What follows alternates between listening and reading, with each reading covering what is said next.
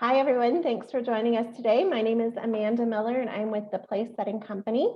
Our team supports Leadership Northern Colorado and the steering committee. We want to thank you all for joining us today for the Leadership Northern Colorado Leadership Moment event. We've been hosting these monthly virtually, so we're thrilled to have you here today. And as always, we appreciate you taking time to connect with Leadership Northern Colorado, and wonderful to see all your faces today. I do want to start off by thanking and recognizing our sponsor, Canvas Credit Union.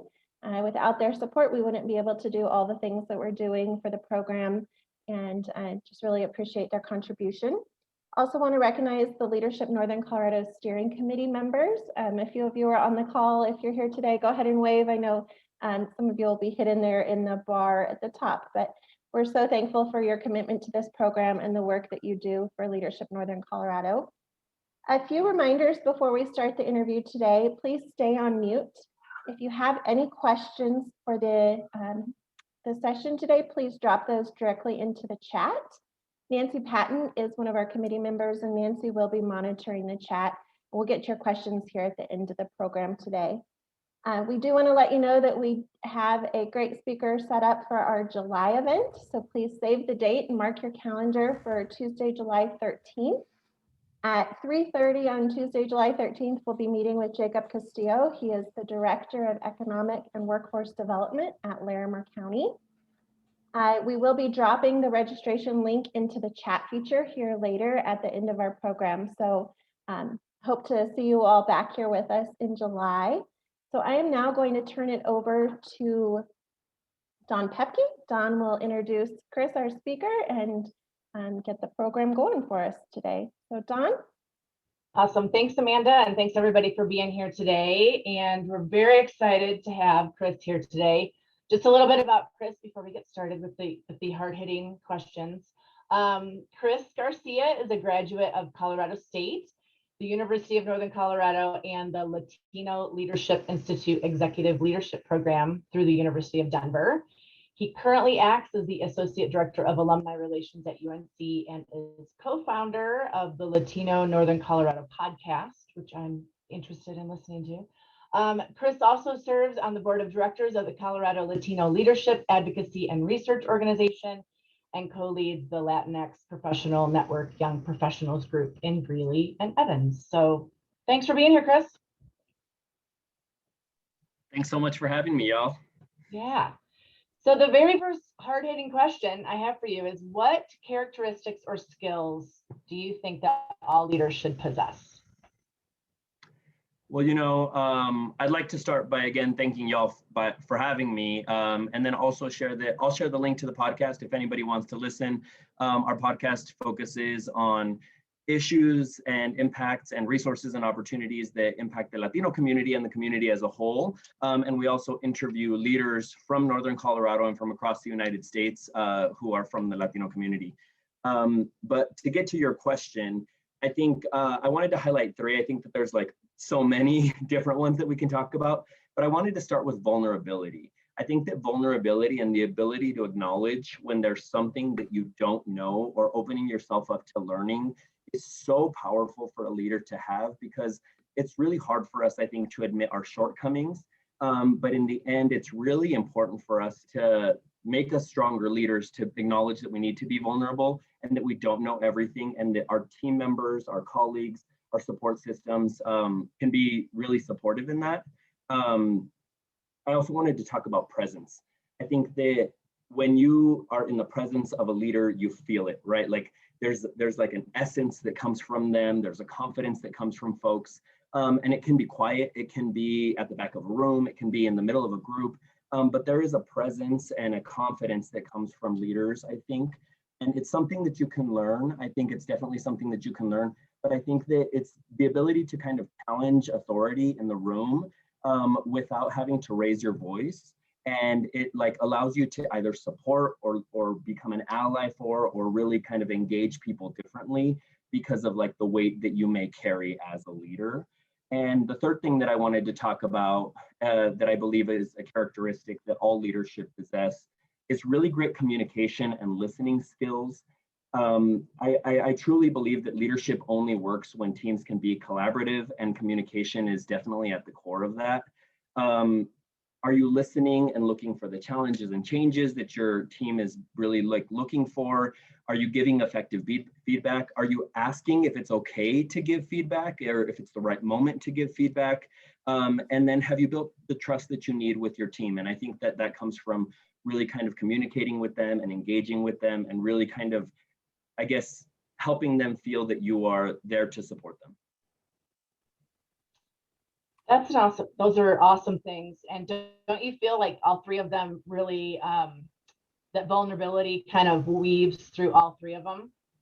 Yeah, I think, you know, it can be really hard to kind of just be authentically yourself and be like, yo, I don't get this, or I need your help, or like, you are the expert in this. But I think as a leader, it's so powerful to be able to say that, and to be able to like acknowledge folks and say, you are the expert in this. Let's bring you in so that you can kind of share that expertise. And then it also allows you to kind of take that off of your plate. In the end, as the leader, you know, the buck falls with you.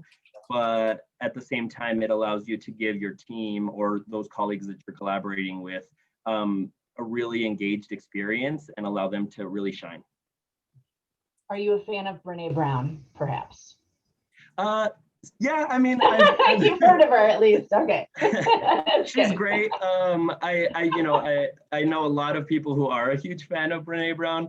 I think that this is just collectivism, right? I mean, coming from a collective culture, being Latino, being Mexicano, you come from a collective culture that means that, like, although you are working towards something, your community is working towards that as well. And I'll share that a little bit later.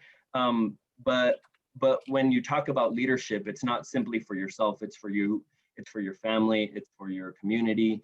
And so I think that, I think that's where that comes from for me.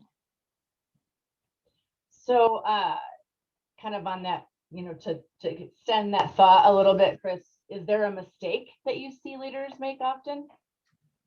Yes, and I shared this in the chat, so I don't know if somebody can reshare it for the folks who weren't in the group yet. But I think that oftentimes the biggest mistake that leaders make is looking for fit rather than add. There's been a lot of articles recently. I shared another article about this specifically through LinkedIn. But culture fit preserves comfort and familiarity, while culture add looks for people who add value to an organization's standards and culture, and also bring something differently that positively contributes to your company or organization. More of the same can actually be less when everyone is thinking the same. It also can breed bias, right? So you continue to say, like, the way that I've heard it often done is, like, I hear people say, this person just fits. This person just gets it, right? And it's like, well, where do they fit? What do they get, right? Like, and so it's important for folks who are on hiring committees. It's important for folks who are looking to build boards and recruit board members to really think, what do we mean when we say fit, and what do we mean when we say add, right? So how can someone truly add value while still preserving the values of your company, right? Culture add shifts the mindset from hiring and recruiting what's already working, and like really kind of gives you that opportunity to gain valuable elements that your culture already lacks. That's awesome. I can't wait to read that. Thanks for sharing that. What are the most important decisions that you make as a leader? I'm going to share this specifically. I feel like I'm talking really fast, so if you have like additional questions, please let me know. But I'm like super organized, so I have my little like notes right here on the side. I think one of the biggest things, and I'm sorry if like I sound kind of raspy. I was at the Mexico game. Too bad we lost, but whatever. I think one of the biggest things and one of the biggest decisions a leader has to make is how to show up. I think there's an authenticity with the way that people show up. Ask yourself always, like, am I being myself? Am I showing up as me every day? Or am I showing up as someone who people expect me to be? There was a few years ago where I stopped and I was like, there is this professional Chris that I think everybody wants to see, right? Like, I think that's who folks want to see. And I said, I'm going to stop being that person, right? Like, I am going to be myself. And for the folks who want to engage with that and participate with that, I will be authentically myself. And you will understand that I speak English and I'm like, oye, cálmate acá, or, I speak often with my hands, as you can see. And I show up as me every single day at work. And as long as that continues to work for my supervisor, as long as that continues to work in my community, then I am not going to change or stop being me. There are days where I will show up a little bit differently for my team, right? If they need a motivator, if they need someone who's excited, or if they need someone to sit in the back. I'm often, someone who's like, hey, what about this? Or let's try this. But sometimes people just need a sounding board. And so you just need to sit back and listen. And so like, that's different, right? Like that's showing up as yourself, but in support of your team differently. But again, that doesn't like allow you to like lose yourself as you're showing up. I think another decision that is very important for leaders to make is when to adapt. So many times, folks see that they think things are working fine. And it's like, yeah, everything is working great. And, maybe everything is working great, but like, what are you doing to challenge yourself? How are you making your organization better? What are you doing to innovate? How are you challenging the norms? How are you challenging authority? How are you reaching for that next level for yourself? And I think that, you have to take that opportunity to see when is that transition time. I work at the University of Northern Colorado, and UNC is in the second phase of becoming a Hispanic serving institution. And we are becoming a Hispanic serving institution because this demographics of Colorado's students are changing. More than 30% of Colorado's student body, graduating students are Hispanic Latino, more than 35% actually. In Greeley Evans, it's about 65%. And so as we're looking at our future student body, what are we doing to make sure that they feel successful at our institution, that they belong, that they're challenging, what it means to be a college student. And so UNC is a good example in that we are looking at where we need to go next and how we can better serve our students. And so that is one example of like when to adapt and when to know how to adapt. And I think the last decision that I think is super important for a leader to make is having the emotional intelligence to understand and know when to lean in. Does your team need you to support them? Do you need to let them fail forward? Do you think that they need to find ways to support, that they need to find their own ways to support and resource their growth? Or are they looking for you to really kind of find that and add that value? So I think those are three really important ways that leaders need to make decisions for their organization. Awesome. And you sort of touched on some of this with that answer, but what's the biggest challenge that you've faced as a leader? As a person of color, I think one of the biggest challenges that I've experienced is expectations. I have to dress more professionally than my colleagues. I have to show up differently. At times I have to be quiet, right? Like, I asked the president a challenging question and somebody called me and they said, "Are you mad at the president?" And I was like, okay, I'm a brown man and I ask a challenging question. So suddenly I'm an angry Latino. No, I'm not. I was just asking, because I'm being asked these questions and we need to be challenging to our leadership. And so on top of all of that, oftentimes as a Latino, I'm expected to answer questions as the Latino community, right? Like, or when I fail, it's not just me failing, it's the entire Latino community failing. And so when we started the Latino Northern Colorado podcast, we specifically discussed highlighting that we were a perspective, a experience, a singular Latina, Latino, giving their insight into what we see in our community. We are not representing the community as a whole, the Latinx community as a whole. We are showing up as ourselves in this space. And I think that, growing up in a community that has less leaders that look like me, it's often a challenge to lead as an individual. Again, because I'm representative of my community. And so it's important for me to always acknowledge when I'm speaking for myself and when I'm challenging because I understand that there are needs in my community that are different. do you find, kind of going back to the first question, those characteristics that you mentioned, do those help you in that endeavor, and face some of those challenges that you have as a young Latino leader? Yeah, I think vulnerability specifically, I have coffee with folks. Now that, like I'm vaccinated, I have coffee with folks, or even virtually, right? And often, share. I was having a conversation with a mentor of mine, Mr. Weston Kurz, who I worked with as an 18-year-old at First Bank. He was the vice president in the Greeley branches. And he and I still regularly have coffee. And he said, I'm so glad there's a Latino like you leading in the community so that we can have these challenging conversations. And I said, Weston, you lead because you want to. At times I lead because I have to, right? There aren't a lot of folks who look like me who can feel like they can take up this space. And so it's very important for me when I do take up the space to be intentional in that. And so being vulnerable in that sense and having that quiet confidence and presence, I think are things that I think that he can relate to as a person in general, and our differences that our backgrounds and our intersecting identities kind of can experience because we are very different. Yeah. In the same community. Yeah, in the same community, right.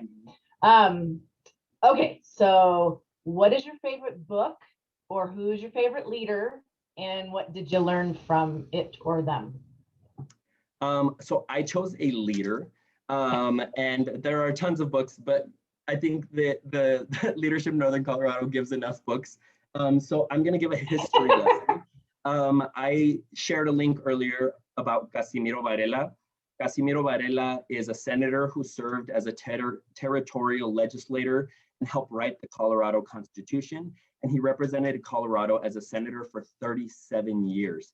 He was actually, he's actually on the state capitol ceiling in stained glass. So whenever you do a tour, you will find Casimiro Varela there.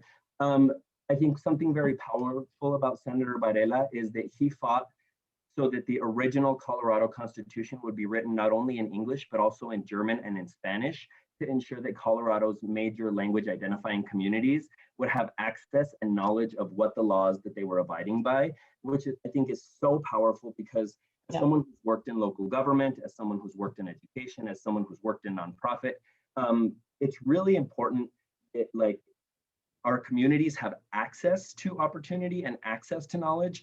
And also because narratives are so powerful. There is this idea that Latinos are solely immigrants, right? Like we just came illegally from Mexico or Central America. There's a narrative that we are only newcomers, right? That we did not support the building of this country, that we did not support the building of this state. And I think it's very, very important for us to change that narrative and to understand that we have been here fighting for this country, supporting this, or supporting this country, supporting our state from the beginning, right? Acting as if we are solely immigrants in the state of Colorado takes power from us. And yes, there's a thriving immigrant community in our state. And more than 60% of Latinos in the state of Colorado are natives, right? Like they are from here and they're multi-generational. So I think that that's why I wanted to share that powerful story about Casimiro Varela. And there are so many others like him who helped build our state. But he has the most killer mustache, and literally nice holes with that mustache that I will never have. And also just the life that he led and civic duty that he felt in order to make sure that Colorado was better for all of us. That's great. Thank you for sharing that. I didn't know that. That's awesome. I look forward to learning more. And Nancy has a bonus question. Nancy, did you find the bonus question? I do indeed. And then just a reminder to everyone, we do have at least one other question to ask Chris once he answers our bonus that he did not get ahead of time, that is news to him. But feel free to submit more questions. We'll make sure we ask Chris for as long as we have time. Chris, what was your first job and how old were you? My first job, I was actually hired as a server at the Greeley place, which is an old folks home. And I was 14. And so I was 14. A friend of mine said, they're looking for servers if you're interested in working here. I had the privilege after that of my second job was actually with a member, I think, of the leadership committee for Leadership Northern Colorado, Cici Moreno. She actually trained me as a technical support technician at StarTech at the time for Nikon technical support for cameras. And so, yeah, so I feel like I was lucky. I had the privilege of working at First Bank, actually starting as a junior in high school. And so really, really a powerful opportunity for me to, I guess, understand and a privilege to understand what professionalism and what is expected of me, what does it look like in a community outside of mine to be a success. And I feel like I was privileged, and I don't feel like everyone has that same experience. So I want to acknowledge that. Well, thank you.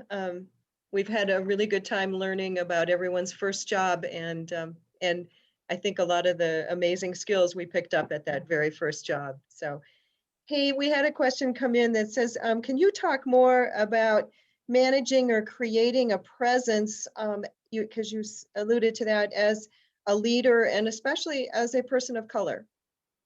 I'm going to share this. A long time ago, like I shared, I stopped being what people expected me or what I felt people expected me to be. And I started being authentically, myself. And I think that that's the first step get a notebook, write down some notes. Who are you as a professional? Who are you as a family person? Who are you in your personal life? Who are you in your community? Who are you as an advocate? Who are you as a person? What TV shows do you watch, right? Like right now I'm like stuck on Grey's Anatomy because I've never watched it before. And like Lexi and Dr. Sloan just died. And I'm like, I bawled my eyes out yesterday because I was like so sad that they both died. But like, figure out who that person is and then present as that person. You can follow me if you want on LinkedIn, look up Cristóbal Garcia, I'm there. But also if you follow Colorado Latino on Twitter, on Facebook, on Instagram, I am myself in all spaces. Like, I show up like this, right? This is me, whether I'm wearing a Mexico jersey at a game, or I'm spending time with my family, or I am at work, I am always Chris Garcia, right? And so like, as a person of color, understand who you are and understand what your culture is. I never shy away from, being Mexicano, being Latino, and like literally that's my handle, Colorado Latino, because I am a Colorado native, born and raised in Fort Collins. My mom is a 7th generation Coloradan, and my dad is an immigrant from Mexico. So I understand both of those things. I have always felt at home in both of my countries, and I've had the privilege of living in both. And so those are things that I take with me everywhere. And as you're building your own professional presence, I suggest you do the same. Awesome, thank you. I wondered if you could talk a little more about this Hispanic focus that UNC is taking. I thought that was just fascinating that they've recognized a need. Are you a key player in that? Who else is? Where did that decision come from? I just thought that was an amazing story. Can you expound a little more on that? Yes, a Hispanic serving institution or a minority serving institution is a federal designation that was created by the federal government. And it's an opportunity for institutions to look at the populations that they are serving and serve them better, right? So unlike historically Black colleges and universities, though, Hispanic serving institutions serve all of the students on the campus with a specific effort of recruiting and retaining Hispanic Latino students. And I'll share the need, right? So UNC recently underwent like a data exploration and actually desegregated data at quite a large scale. And they found that the 4-year graduation rate for Hispanic, Latino, Latinx students was only at 26%. That means 76% of Hispanic Latino students are not graduating within 4 years. That means that they are taking on additional loans. That means that they are not entering the workforce. That means that they are entering the workforce later. That means that they have less experience and it takes them longer to reach the same positions as their white colleagues. And so UNC really looked at this and said, what are the student success opportunities that we can look at that are supporting first-generation students, that are supporting Latino students, that are supporting students of color, that are supporting students in general, and how are we going to tie those to funding opportunities, to opportunities for donor connection, for opportunities for alumni engagement, for opportunities for career support, and looked at all of these different ways to do this. And Hispanic Serving Institution was one of those great ways. There are funding opportunities through grants and federal grants that will allow UNC to better support student success opportunities. And then what we found, and this is not new, is that belonging guides success, right?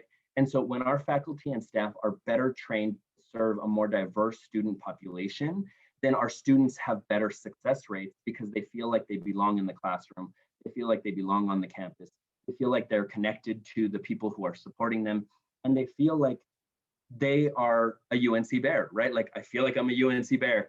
And so as UNC moves forward, I am on the Hispanic Serving Institution Task Force, and we're building communication plans, we're building trainings for staff and faculty. And we are, like I said, we're in the second phase. There's 5 phases. So we are in the second phase. By the end of the 4th phase, we will need to have reached more than 25% Hispanic students. Hispanic Latinx students. We're currently at 24.2%, I believe. And that needs to be by fall of 2023, which is when we will launch our application for the designation with a 2-year process of becoming an HSI or Hispanic Serving Institution by 2025. Fabulous. Thank you for that in-depth. And I know that schools of higher learning face these same challenges with all first-gen students, but it's enlightening to hear it focused in a particular way. So thank you so much. And like I said, you know, it's all students.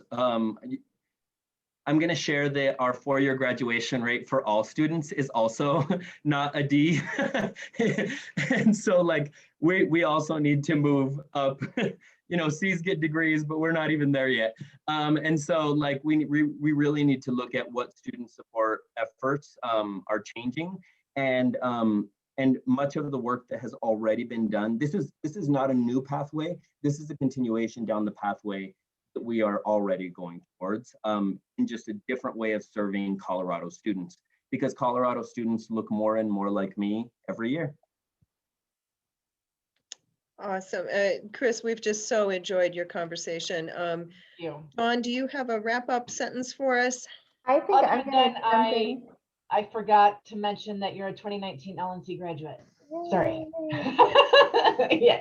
Thank you so much, Chris. It was great talking to you. Thank you, Chris. Thank you, Dawn, for running the interview, and Nancy, we appreciate you for running the chat. A few closing comments. Again, we want to thank our sponsor, Canvas Credit Union. We want to recognize our steering committee members that put in so much time and energy to bring these programs to you. We do want to drop into the chat. You'll see the link to register for our July session. So on Tuesday, July 13th, we'll be meeting with Jacob Castillo. He is the Director of Economic and Workforce Development at Larimer County. So go ahead and copy that link and register to join us next month. We hope to see many of you here for that. And then just quickly wanted to put on my thank you note. Thank you for joining us. We appreciate all of you. It's great to see smiling faces of friends and colleagues. So thank you for being here. I'm going to turn off the recording, and I think a few of us are going to stay on for a quick conversation. But Chris, we appreciate you so much. Thank you for being part of our program today. Thanks so much for having me. I really appreciate it. Thanks again.